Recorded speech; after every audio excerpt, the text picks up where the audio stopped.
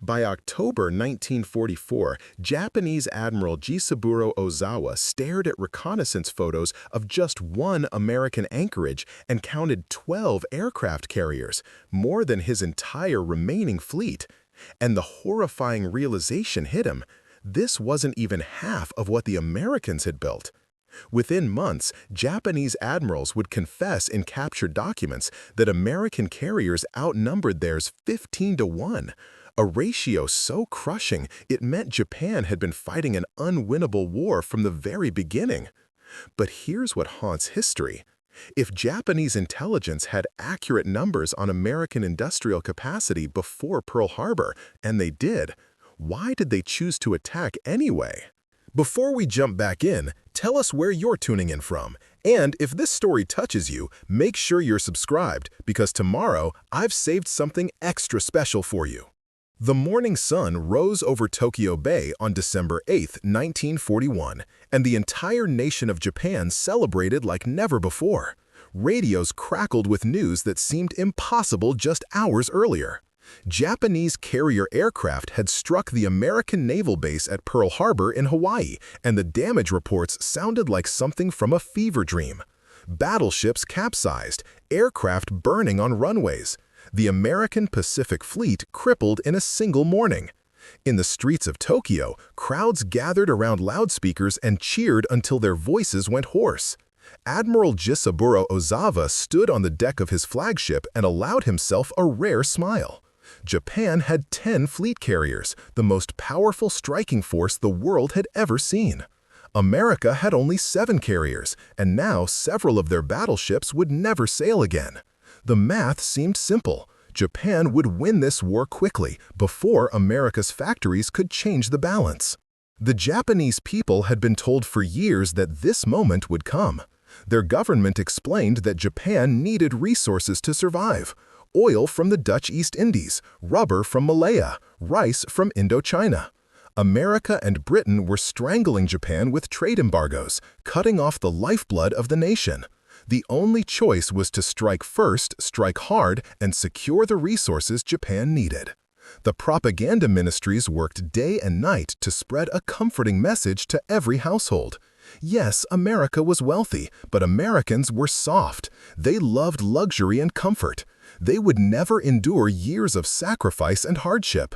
Japan had something more powerful than factories. Japan had the Yamato spirit, the soul of the samurai, the willingness to die for the emperor. One Japanese soldier was worth 10 Americans. One Japanese pilot could defeat any number of enemy aircraft through sheer fighting spirit. These ideas were printed in newspapers, taught in schools, and repeated on every radio broadcast. Admiral Ozawa knew better than to trust propaganda completely, but even he felt confident in late 1941.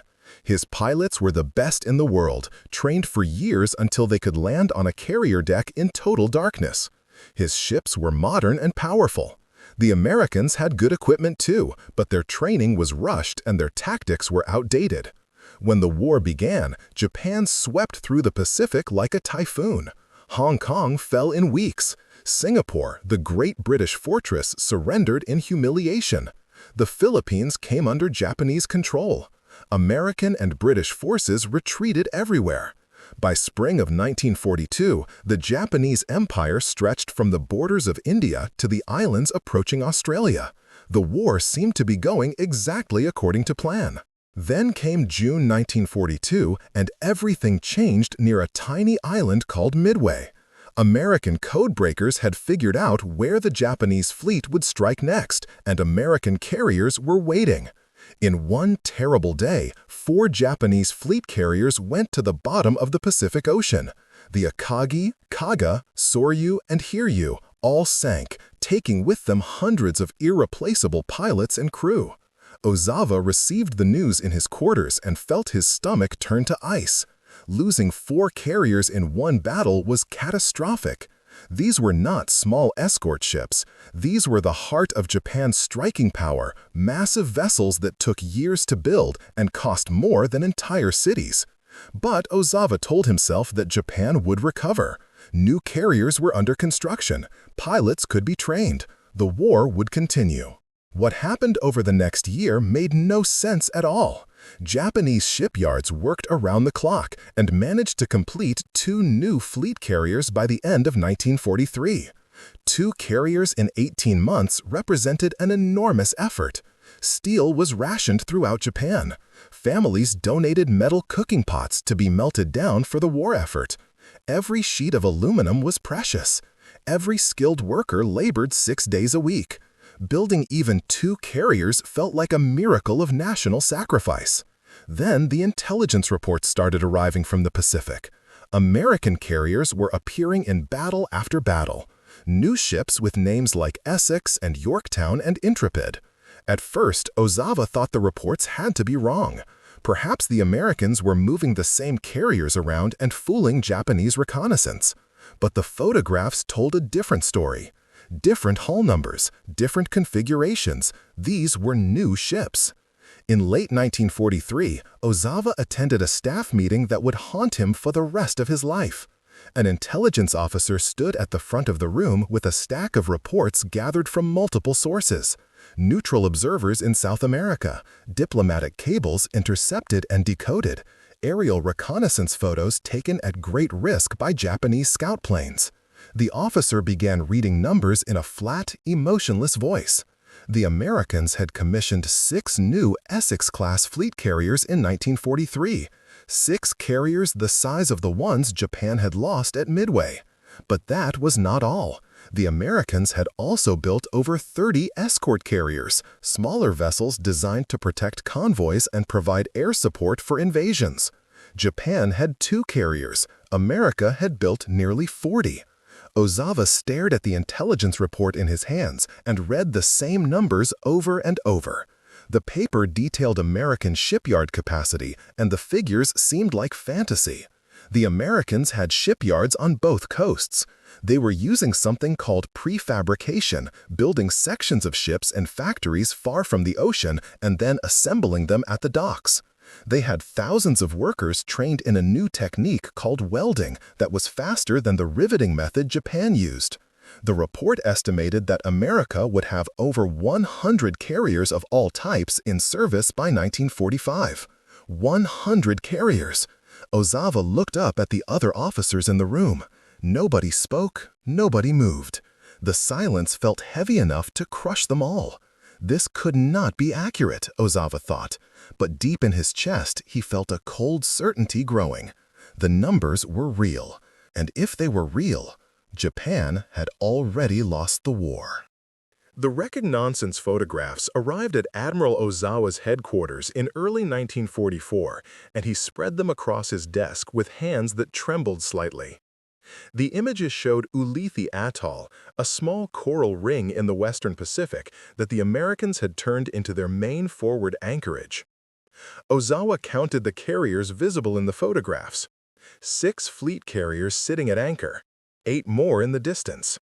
12 carriers in a single location, and this was just one anchorage out of several the Americans maintained.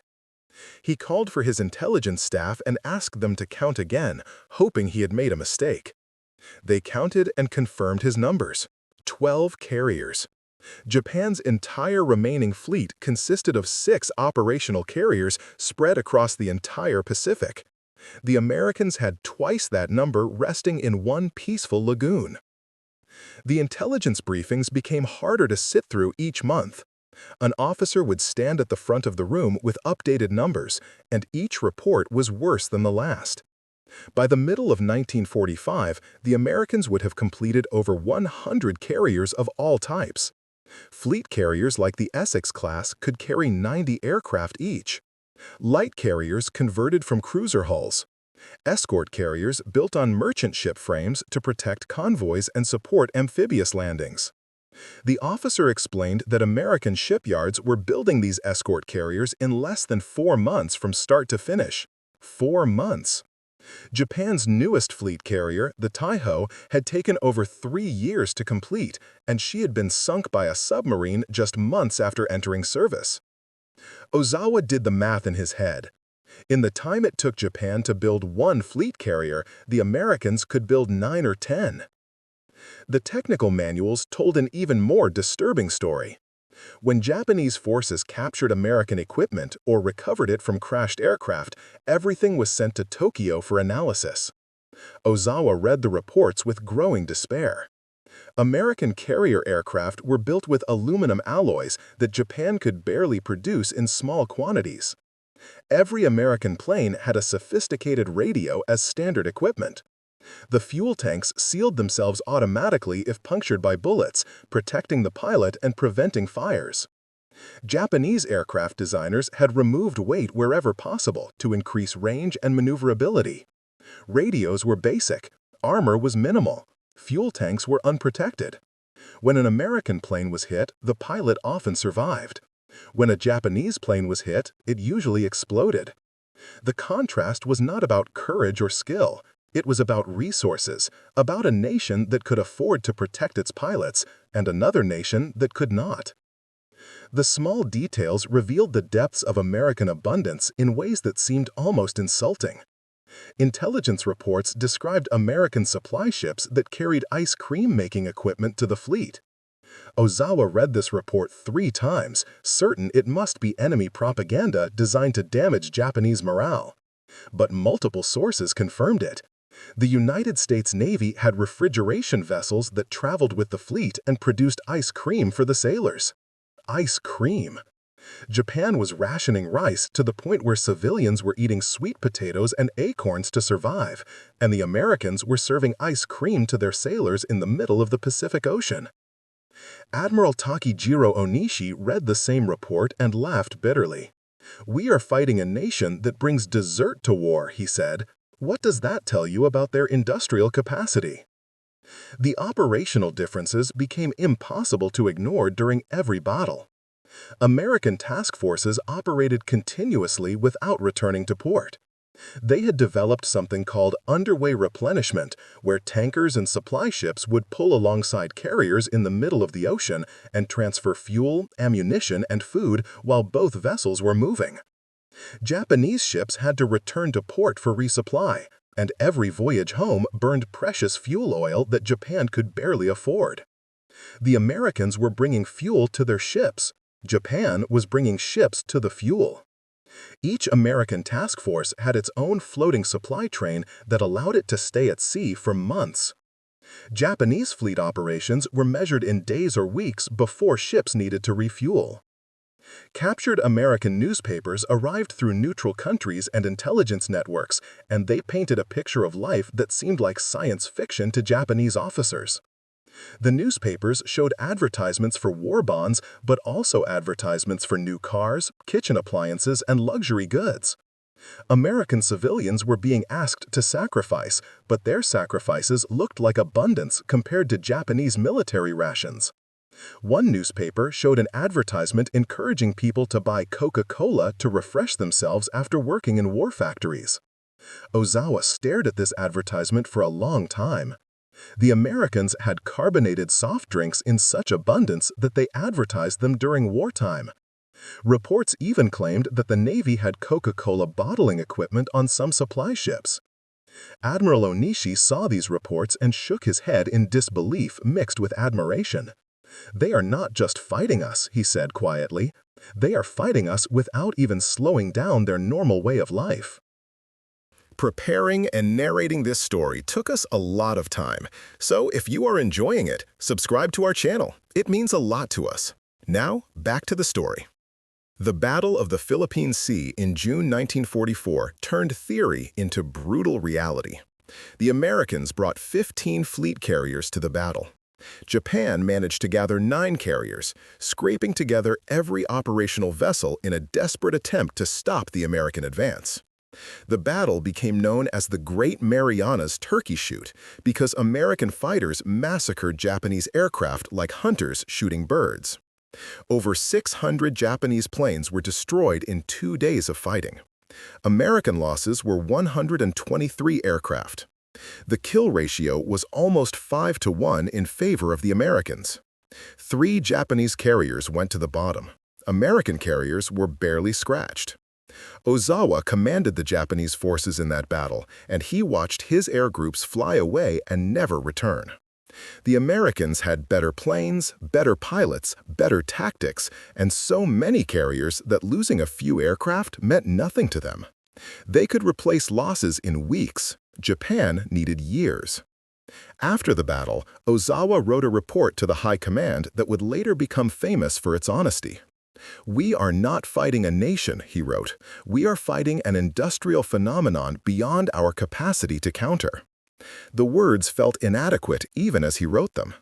How could he explain to generals in Tokyo that the enemy had so much of everything, that the war had become about mathematics rather than courage? Japan could win individual battles through sacrifice and skill, but America could lose those battles and simply build more ships, train more pilots, and come back stronger. The contest was already over. Japan just had not accepted the final score yet. The Battle of Leyte Gulf in October 1944 became the moment when Japanese admirals could no longer pretend they were fighting for victory. The Americans brought 32 carriers to the Philippine Islands, a mixture of fleet carriers and escort carriers that formed the largest naval force ever assembled.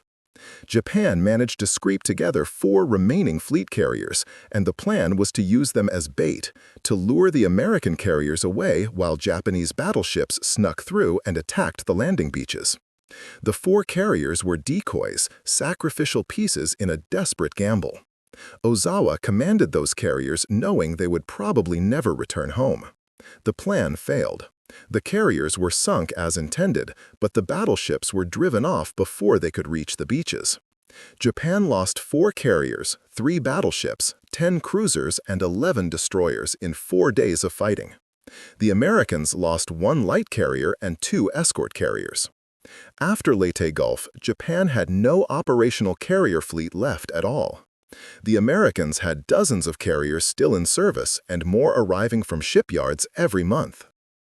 Admiral Onishi sat in a dim office in Manila after the battle and spoke words that would haunt everyone who heard them. "We believed America was wealthy but weak-willed," he said to his staff officers. "We told ourselves that a rich nation of shopkeepers and farmers could never match our warrior spirit. We never imagined that wealth itself was a weapon we could not counter.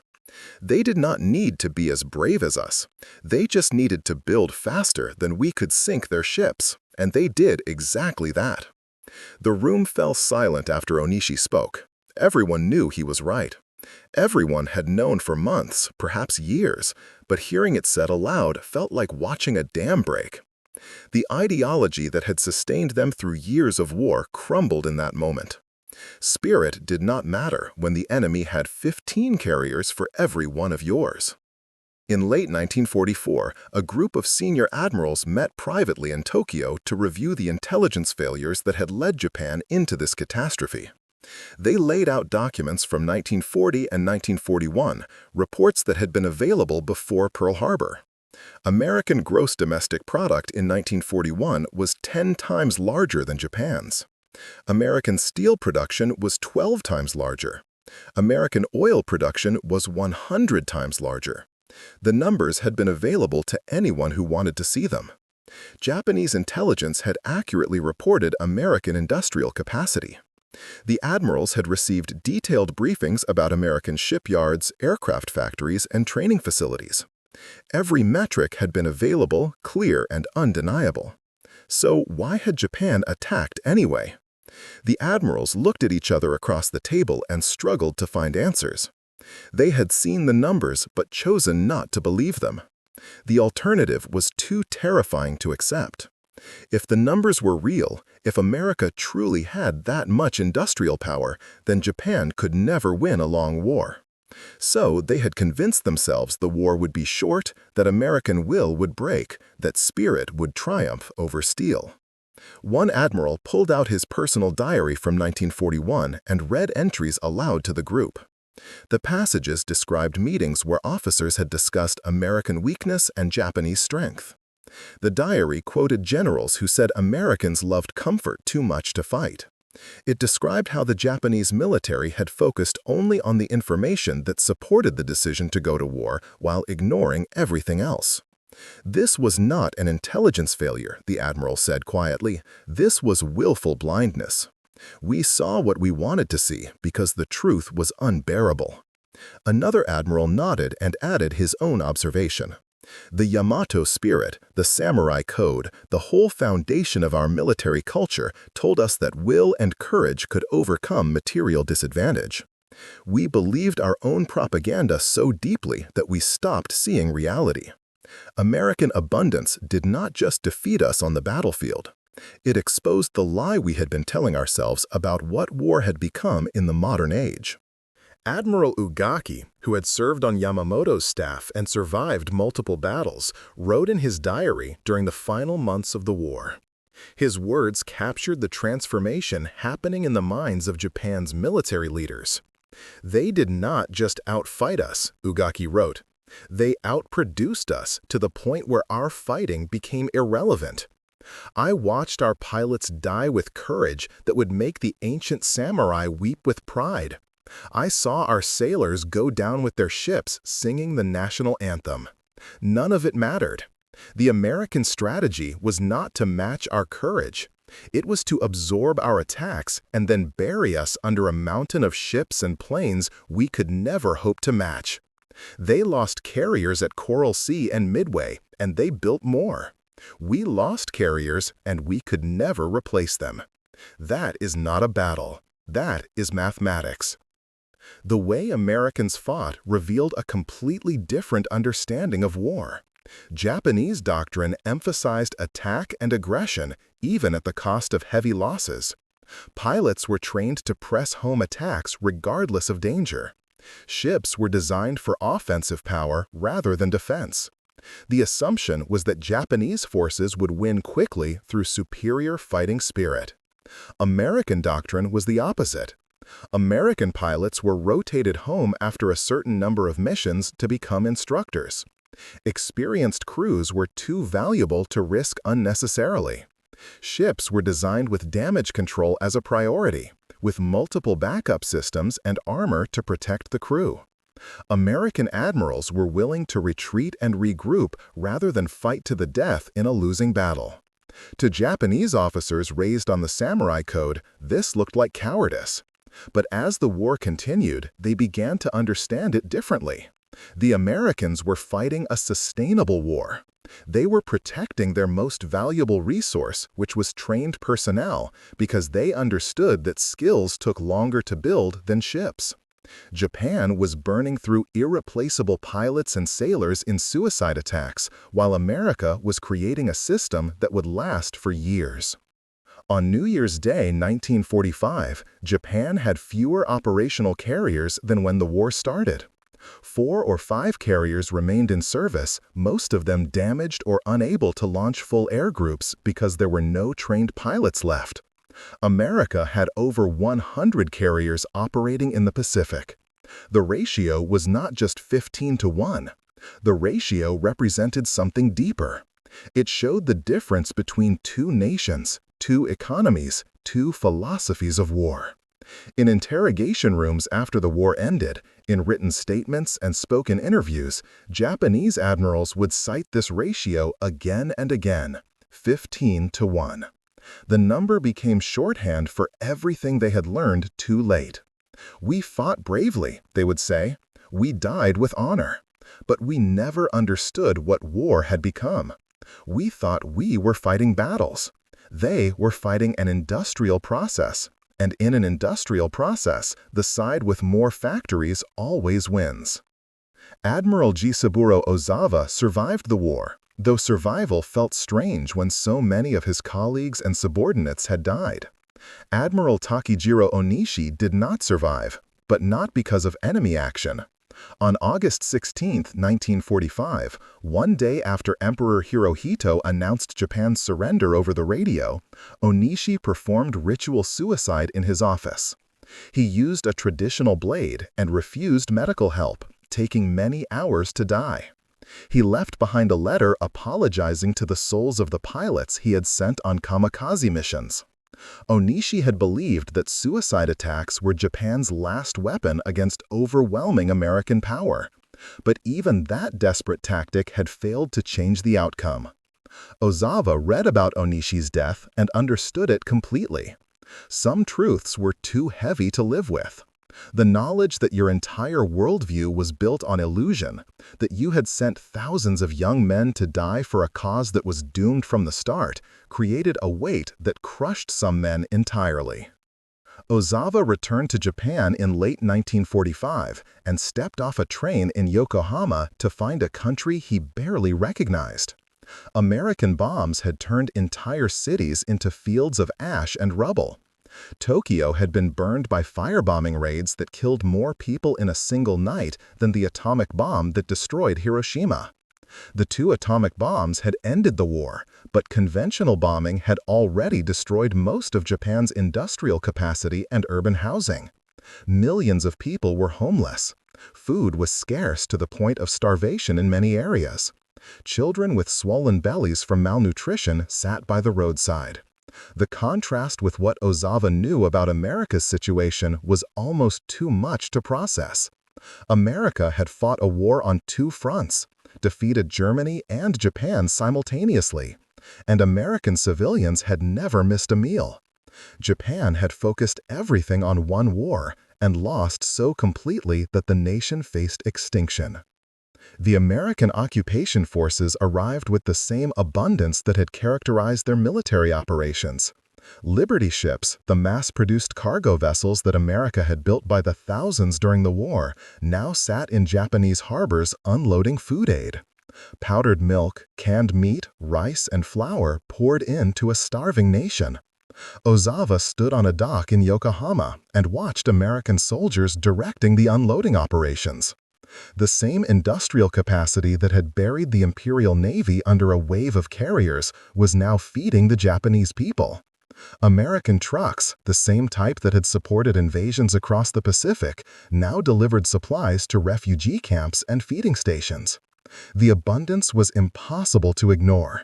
These were the leftovers from the American war effort, the spare capacity that could be redirected now that fighting had ended, and it was enough to feed millions of people. Ozawa carried certain items with him through the chaos of the war's end. He had technical manuals captured from American ships, documents he had studied obsessively, trying to understand how the enemy had achieved such dominance. He had photographs of carrier anchorages that showed dozens of ships side by side. He had intelligence reports estimating American production capacity, reports that had turned out to be underestimates rather than exaggerations. These physical items represented his education in industrial warfare. But the mental cargo he carried was heavier. He understood now that modern war was not about warrior spirit or tactical brilliance. Those things mattered in individual battles, but they meant nothing against an opponent who could lose battles and simply replace everything they lost. The real lesson was about systems, about building a society that valued education, innovation, and distributed industrial capacity, rather than concentrating everything in the hands of military planners and aristocrats. The contrast hit Ozawa most powerfully when he visited his family in what remained of Tokyo.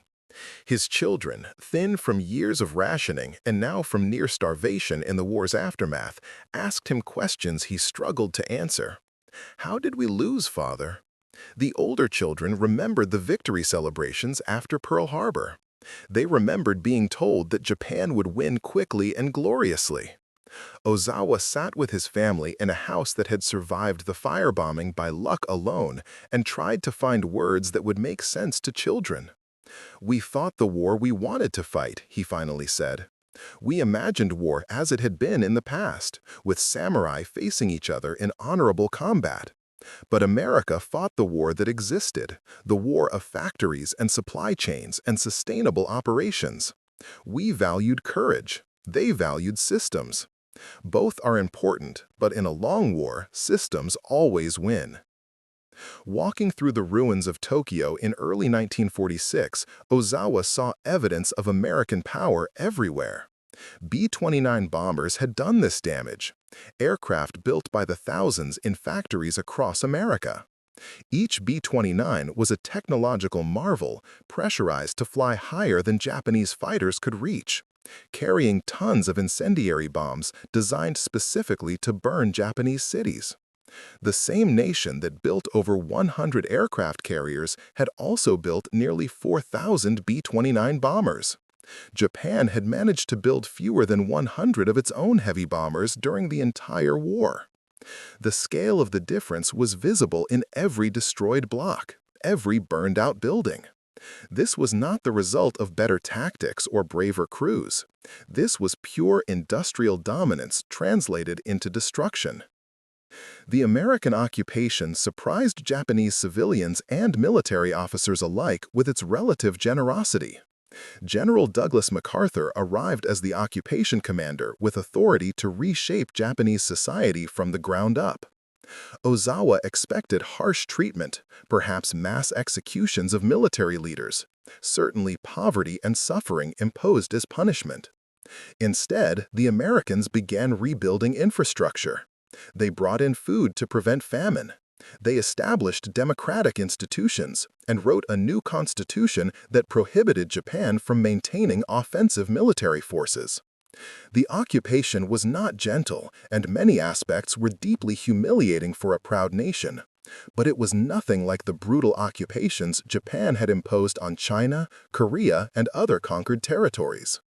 Ozawa began to understand another dimension of American power. They could afford to be generous, because they had won so completely. They did not need revenge because Japan posed no future threat. The same abundance that had produced 15 carriers for every Japanese carrier now produced aid packages and reconstruction plans. Japanese admirals and generals were called to testify at war crimes tribunals and historical investigations conducted by American authorities. Ozawa found himself sitting across tables from American officers, answering questions about Japanese strategy and capabilities. The Americans wanted to understand how Japan had made its decisions, what intelligence had been available, why Japanese leaders had believed they could win. Ozawa answered honestly, because there was no point in lying anymore. He described the intelligence reports from 1941 showing American industrial capacity. He explained how Japanese leadership had chosen to focus on American weakness rather than American strength. He talked about the Yamato spirit and how that cultural belief had blinded Japan to material realities. The American officers taking notes seemed almost puzzled. Why would you attack if you knew you could not win a long war? Ozawa had no good answer, except to say that Japanese leadership had convinced themselves the war would be short, that American will would collapse before American industry could mobilize. It was wishful thinking elevated to national strategy. The confessions about American industrial supremacy that emerged from these interviews became foundational documents for post-war Japan. Young Japanese who would rebuild the nation studied these testimonies and learned lessons their fathers had ignored. If abundance is power, they reasoned, then Japan must learn abundance. The post-war generation studied American manufacturing techniques, quality control processes, and management systems. Companies like Toyota sent engineers to study American factories and brought back ideas about efficiency and continuous improvement. Sony and other electronics firms learned American approaches to innovation and product development. The military ambition that had led to catastrophic war was channeled into economic competition. Japan would never again try to conquer through military force, but perhaps they could succeed through industrial excellence. By the 1960s, Admiral Ozawa was an old man, retired and mostly forgotten by a nation focused on the future rather than the painful past. But occasionally he was invited to speak to students, young people studying business and engineering who wanted to understand how Japan had failed and how it could succeed going forward. Ozawa stood before a classroom of university students in 1966 and told them the story they needed to hear. In 1941, he began, we had 10 aircraft carriers. America had 7. We looked at those numbers and felt confident. By 1945, they had 15 carriers for every one of ours. We called it unfair. We called it overwhelming. Some of us said it was un-samurai-like, as if industrial capacity was somehow cheating. But here is what I learned, not as a prisoner of war, but as a prisoner of understanding that came too late. Ozawa paused and looked at the young faces watching him. America did not win because they were luckier or more ruthless than us.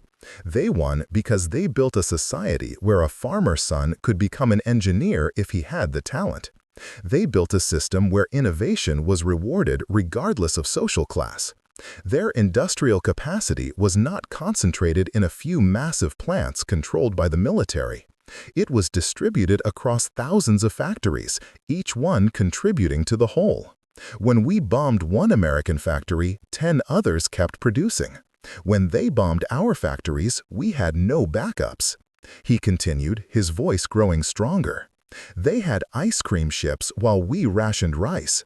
This seems like a small thing, almost a joke, but it was not a joke. It was philosophy. It showed that their industrial base was so strong they could afford luxuries even during total war. We were starving our own people to build one more carrier, and they were serving dessert to their sailors. That difference in capacity was the entire war in miniature. The students sat in silence as Ozawa reached the end of his lecture. "We fought for honor," he said quietly. "They fought to win, and then they helped us rebuild." The 15-to-1 ratio was not just our military defeat, it was our education.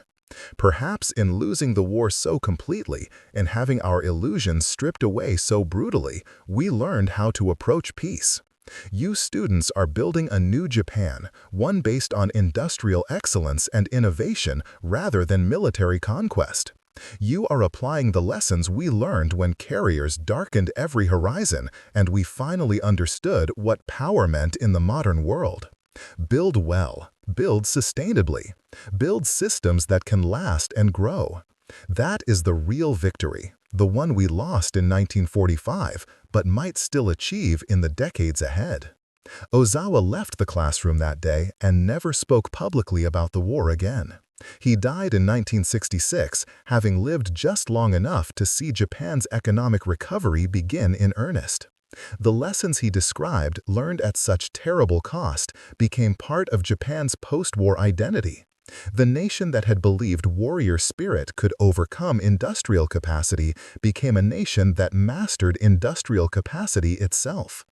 The 15-to-1 ratio remained in the history books as a stark reminder that reality always defeats ideology, that systems always outlast individual courage, and that true strength comes not from the willingness to die for a cause, but from building a society that can sustain itself through innovation, education, and the careful application of resources to human needs. Up next, you've got 2 more standout stories right on your screen. If this one hits the mark, you won't want to pass these up. Just click and check them out. And don't forget to subscribe and turn on the notification bell so you don't miss any upload from us.